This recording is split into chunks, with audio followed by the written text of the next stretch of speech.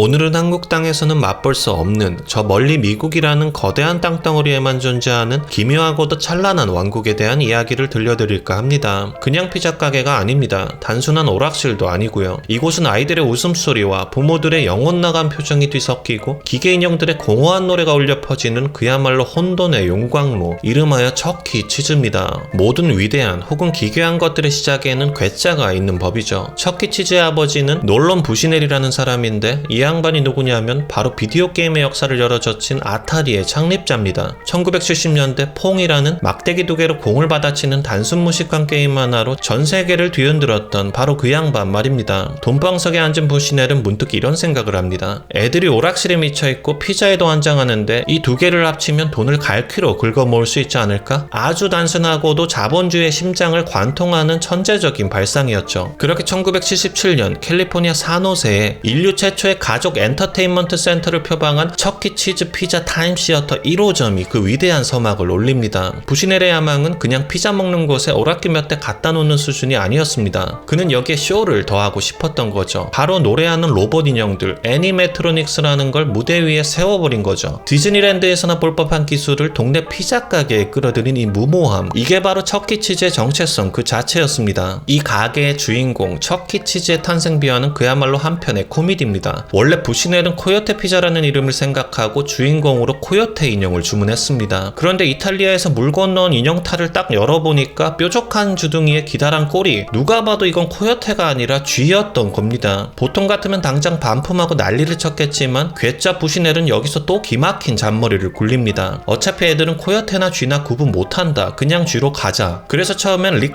피자, 그러니까 쥐새끼 릭의 피자라는 위생관념이라고는 쌈 싸먹은 듯한 이름을 밀어붙이려 했죠. 마케팅팀이 기겁하며 사장님, 식당 이름에 쥐가 들어가면 누가 와서 밥을 먹겠습니까? 라며 멱살 잡고 뜯어말리는 바람에 간신히 척키 치즈라는 훨씬 경쾌하고 발랄한 이름으로 결정되었다는 것은 이제는 전설이 된 이야기입니다. 심지어 초기 버전의 척은 시가를 뻑뻑 피워대는 뉴저지 출신의 능글맞은 아저씨 컨셉이었는데 애들 보는 앞에서 담배를 피우는 건 좀 그렇지 않냐는 항의에 못 이겨 1980년에 금연을 선언하는 해프닝까지 있었죠. 이처럼 시작부터가 정상 궤도와는 한참 벗어난 근본부터가 요란뻑적지근한 곳이었습니다. 척키치즈의 심장은 바로 이 기계 인형 밴드였습니다. 척키치즈를 보컬 겸 리더로 내세운 먼치의 메이크 빌리브 밴드는 그 시절 아이들에게는 아이돌이나 다름없었죠. 기타 치는 사냥개 제스퍼, 치어리더 암탉 헬렌 헤니, 키보드 담당 보라색 괴물 미스터 먼치, 그리고 밴드의 유일한 인간 멤버인 드럼 치는 요리사 파스퀄리까지 이 오합지졸 밴드가 펼치는 공연은 지금 보면 저게 뭔가 싶을 정도로 삐걱거리고 부자연스럽기 짝이 없습니다. 눈알은 초점 없이 허공을 헤매고 입은 노래와 따로 놀며 팔다리는 정해진 각도로만 까딱거리죠. 하지만 당시에는 최첨단 기술의 집약체였고 아이들은 피자를 먹으며 눈앞에서 살아 움직이는 듯한 인형들의 노래에 열광했습니다. 그건 마치 싸구려 플라스틱으로 만들어진 디즈니의 악몽 버전 같다고나 할까요? 하지만 영원한 것은 없는 법, 21세기에 들어서면서 이 낡고 삐걱대는 기계 인형들은 더 이상 어린이들의 흥미를 끌지 못했습니다. 오히려 그 기괴한 모습에 울음을 터뜨리는 아이들이 속출했고 관리 비용만 잡아먹는 애물단지로 전락하고 말았죠. 결국 척키 치즈는 2017년부터 순차적으로 이들을 무대에서 끌어내리기 시작했습니다. 한 시대를 풍미했던 기계 인형 밴드의 퇴장은 척키 치즈와 함께 자라는 어른들에게는 마치 어린 시절의 친구를 떠나보내는 듯한 아련한 슬픔을 안겨주었습니다. 그 시끄럽고 정신사나웠던 공연이 사실은 우리들의 유년기를 지켜주던 소중한 배경음악이었음을 뒤늦게 깨달은 겁니다. 척키 치즈의 정체성을 논할 때 이 피자의 맛을 빼놓을 수는 없습니다. 도대체 어떤 맛이길래 이토록 말이 많으냐고요? 한마디로 정의하자면 이곳의 피자는 추억 보정 없이는 넘기기 힘든 지독하게 미국적인 맛입니다. 우선 도우부터가 범상치 않습니다. 폭신함과 질김의 경계에서 아슬아슬하게 줄타기를 하는 이 밀가루 반죽은 마치 잘 만든 골판지를 씹는 듯한 독특한 저항감을 선사합니다. 너무 두껍지도 얇지도 않은 애매한 두께는 입안에서 확실한 존재감을 뽐내지만 그게 과연 긍정적인 존재감일지는 먹는 사람의 그날 컨디션에 따라 극명하게 갈리죠. 어떤 날은 든든한 탄수화물의 축복처럼 느껴지다가도 어떤 날은 덜 익은 수제비를 씹는 듯한 찝찝함을 남깁니다. 그 위를 덮은 토마토 소스는 또 어떻고요? 신선한 토마토의 상큼한 따위를 기대했다면 큰 오산입니다. 이 소스는 마치 공장에서 대량 생산된 케첩에 설탕을 한 국자 퍼부은 듯 아주 노골적이고 직설적인 단맛으로 미각을 후려칩니다. 첫맛은 달콤하지만 끝맛은 혀에 미끌거리는 감미료의 막을 씌우는 듯한 아주 오묘하고도 불량스러운 매력을 가지고 있죠. 치즈는 또 어떻습니까? 이탈리아 장인의 숨결이 끈적함이 느껴지는 고급 모짜렐라 같은 건 애초에 존재하지도 않습니다. 그 대신 정체불명의 기름을 풍성하게 머금은 슈레드 피자가 피자 전체를 빈틈없이 뒤덮는 거예요. 오븐에 들어갔다 나오면 이 치즈는 쫄깃하게 늘어나는 대신 고소한 기름을 뿜어내며 하나의 거대한 치즈 지층을 형성하죠. 한 조각을 들어 올리면 피자 끝에서부터 주황색 기름이 뚝뚝 떨어지는 광경을 목격할 수 있는데 이것이야말로 척키 치즈 피자의 활용 점정이라 할 수 있습니다. 이 기름진 맛에 익숙해지면 다른 담백한 피자는 어딘가 심심하게 느껴지는 척키 치즈의 저주에 걸리게 되는 것입니다. 사람들은 말합니다. 척키 치즈 피자는 맛으로 먹는 게 아니라 분위기로 먹는 거라고. 시끄러운 아케이드 게임 소음과 함께 반짝이는 조명 그리고 기계 인형들의 노래를 반찬 삼아 먹어야 비로소 그 진가가 발휘되는 음식이라고 말이죠. 한마디로 이건 혀로 느끼는 맛이 아니라 온몸의 감각으로 때려 박는 경험의 맛인 셈입니다. 굳이 비교하자면 아주 잘 만든 냉동 피자의 상위 호환 같은 버전이랄까요? 하지만 그 누구도 부정할 수 없는 사실은 이 조악하고 불량스러운 피자가 수많은 미국인들의 유년기를 지배했다는 것입니다. 그들에게 척키 치즈 피자의 맛은 곧 시끄럽고 정신없었지만 더없이 행복했던 어린 시절의 맛 그 자체였던 겁니다. 영원할 것 같던 이 시끄러운 왕국에도 위기는 찾아왔습니다. 아이들은 더 이상 이 낡은 오락실에 열광하지 않았고 트램펄린 파크나 키즈 카페 같은 세련된 경쟁자들이 사방에 널렸습니다. 결정적으로 2020년 전 세계를 덮친 코로나19 팬데믹은 사람들의 발길을 완전히 끊어버렸죠. 결국 척키 치즈는 그해 6월 파산 보호를 신청하며 백기를 들고 맙니다. 수많은 미국 언론들이 한 시대 종말이라며 이 소식을 대서특필했고 사람들은 이제 척키 치즈의 기괴한 피자와 시끄러운 로봇 밴드를 영영 볼 수 없을지도 모른다고 아쉬워했습니다. 하지만 불사조는 잿더미 속에서 부활하는 법. 척키 치즈는 수억 달러의 투자를 받아 화려하게 부활했습니다. 낡고 칙칙한 이미지를 벗어던지기 위해 대대적인 리모델링에 착수했죠. 삐걱대던 기계 인형들을 치워버린 자리에 번쩍이는 디지털 댄스 플로어를 깔았고 아이들이 뛰어노는 동안 부모들이 편히 쉴 수 있도록 세련된 카페 공간도 마련했습니다. 피자 레시피도 개선하고 맥주와 와인까지 팔기 시작했죠. 애니메트로닉스의 빈자리는 대신 인형탈을 쓴 직원이 직접 나와 아이들과 춤추고 소통하는 라이브쇼로 대체했습니다. 과거의 광기와 혼돈을 걷어내고 훨씬 더 안전하고 깨끗하고 세련된 공간으로 탈바꿈한 거죠. 물론 과거의 그 B급 감성, 그 혼란스럽고 조잡했던 매력을 사랑했던 사람들은 아쉬움을 표하기도 합니다. 너무 정상적인 공간이 되어버려서 척키 치즈만의 독특한 색깔을 잃어버렸다고 말이죠. 하지만 시대의 흐름을 거스를 수는 없는 노릇입니다. 척키 치즈는 살아남기 위해 그리고 다음 세대 아이들에게까지도 새로운 추억을 선물하기 위해 과감한 변화를 선택한 겁니다. 시가를 물고 능글거리던 쥐는 이제 온데간데 없고 친근한 미소를 띤 옆집 오빠 같은 쥐만이 남아있을 뿐이죠. 한국에는 없기에 더욱 궁금하고 직접 경험할 수 없기에 더 신비로운 그곳. 언젠가 미국 땅을 밟을 기회가 생긴다면 이 기묘하고도 찬란했던 광기의 피자 왕국 척키 치즈를 한 번쯤은 경험해보시는 건 어떨까요? 여러분의 기억 속에 아주 오랫동안 잊히지 않을 강렬한 인상을 남겨줄 테니까요. 안녕히 계세요.